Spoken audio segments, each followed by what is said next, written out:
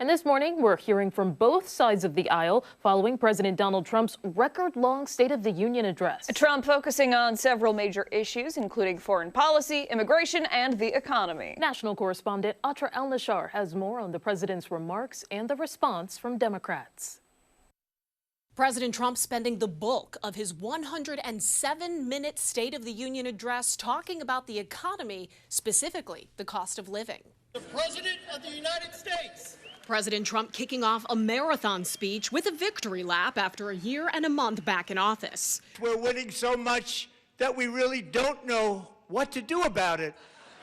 People are asking me, please, please, please, Mr. President, we're winning too much. Even as Americans struggle with persistent inflation, the president insists the economy has entered a golden age under his watch, promoting his tax policies. With the great, big, beautiful bill, we gave you no tax on tips, no tax on overtime, and no tax on Social Security. Calling out Supreme Court justices in the front row after last week's ruling that the majority of the president's tariffs are illegal. Despite the disappointing ruling, these powerful, country-saving, it's saving our country, the kind of money we're taking in, will remain in place under fully approved and tested alternative legal statutes. As many Americans see health insurance premiums skyrocket, the president calling on Congress Tuesday night to divert government funds to individual health savings accounts, and announcing a new kind of retirement savings plan and a cost-sharing deal with data centers to lower electricity bills. On his signature issue, the president setting up this contrast for viewers watching. If you agree with this statement, then stand up and show your support. The first duty of the American government is to protect American citizens, not illegal aliens.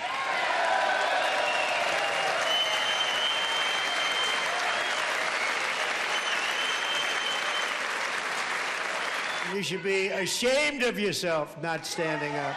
On foreign policy, acknowledging the U.S. military buildup in the Middle East as nuclear talks with Iran could fall apart at any moment. As president, I will make peace wherever I can, but I will never hesitate to confront threats to America wherever we must. In the Democratic rebuttal speech, newly elected Virginia Governor Abigail Spanberger going after the president's record and presenting midterm voters with an alternative. Since this president took office last year, his reckless trade policies have forced American families to pay more than $1,700 each in tariff costs. Is the president working to make life more affordable for you and your family? Is the president working to keep Americans safe, both at home and abroad? We all know the answer is no. Hanging over the president's speech, something he's acknowledged publicly, are his sinking poll numbers. President Trump hoping Tuesday's address serves as a reset ahead of the midterm elections, something Republicans in Congress up for re-election hope for too.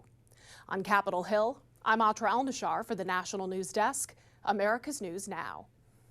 For more on last night's address, we're joined once again by political science professor from Nazareth University, Dr. Timothy Kneeland. Thanks so much for joining us again, Tim. We appreciate it.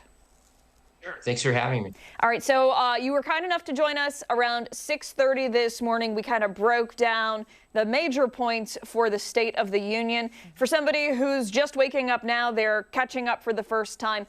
Give us your overall thoughts. The overall thought is that the president ignored any of the economic data that consumers are feeling stress from continuing inflation, from some of the trade policies that has raised the prices on goods and services, that the economy seems to be lagging. He ignored that and instead trumpeted the big, beautiful bill, which is like a year ago, and claimed that, inflation is falling, Wall Street is roaring ahead, energy prices are falling. And so he made a case that his economy is actually working and that the consumers need to somehow catch up with that. Any problems he blamed on the Democrats.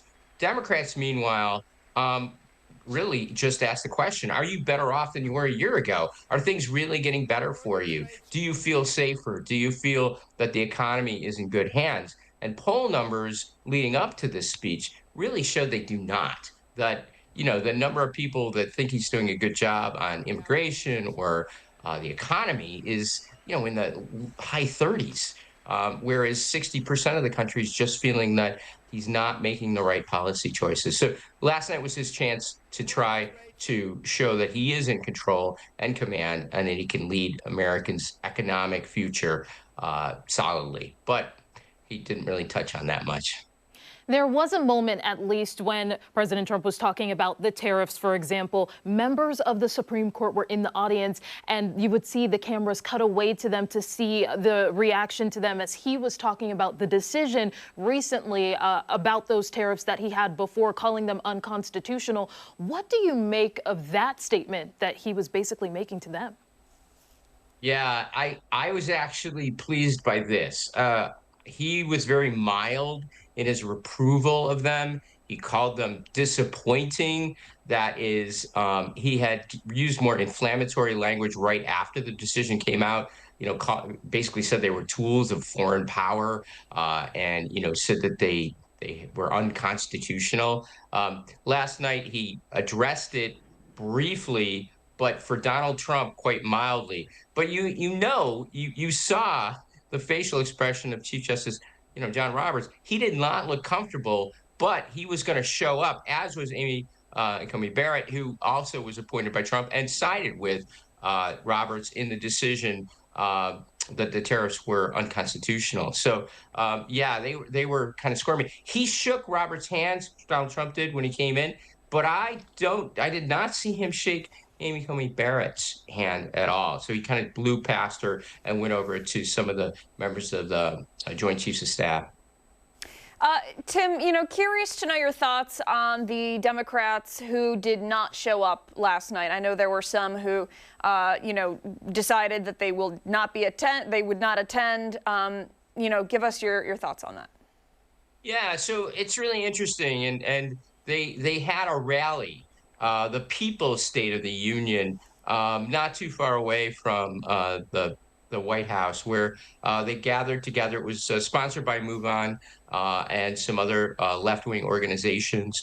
Some of the speakers are well-known left media figures. And so they were attempting to show their disdain for Donald Trump and then also show their support for progressive ideals.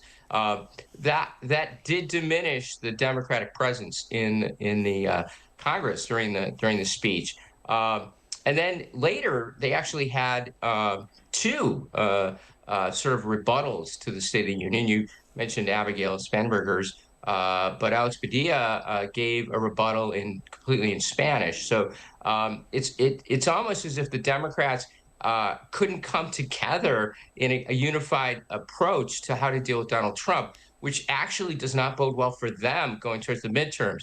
What is their message going to be to the American people? Are they, center left? Are they farther left?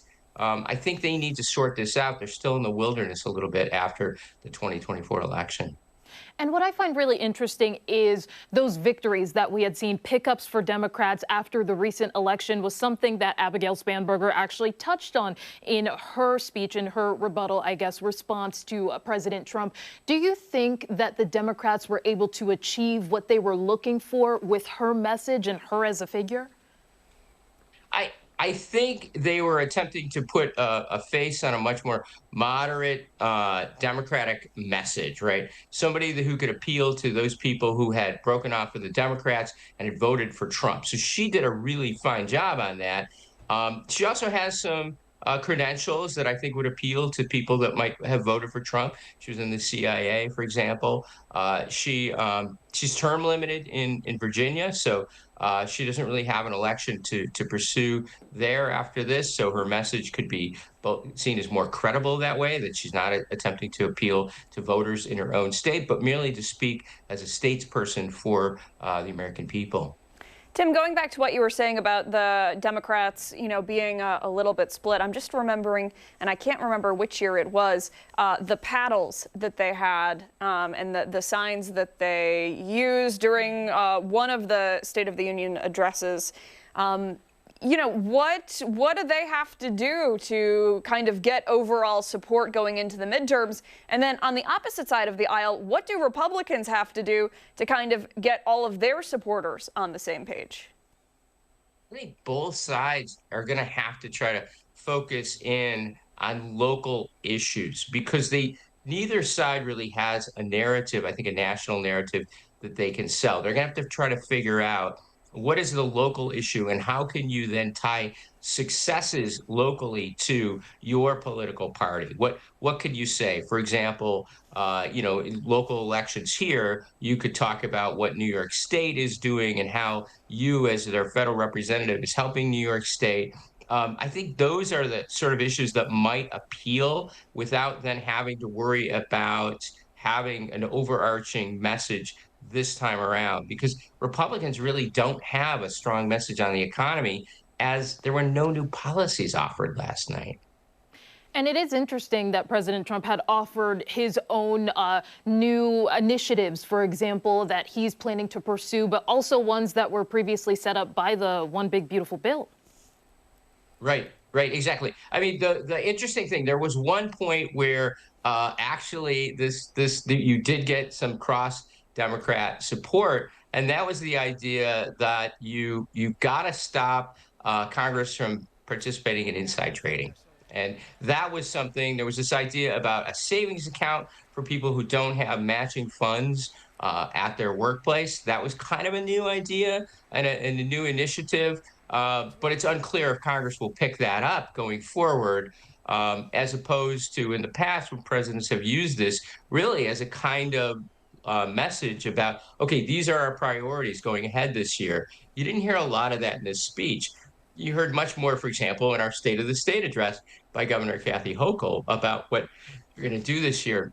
He really was kind of resting on his laurels and talking about the great things he'd done last year in the Big Beautiful Bill. Dr. Timothy Kneeland, Nazareth University, thank you so much for your time today. We really appreciate it. Thank you.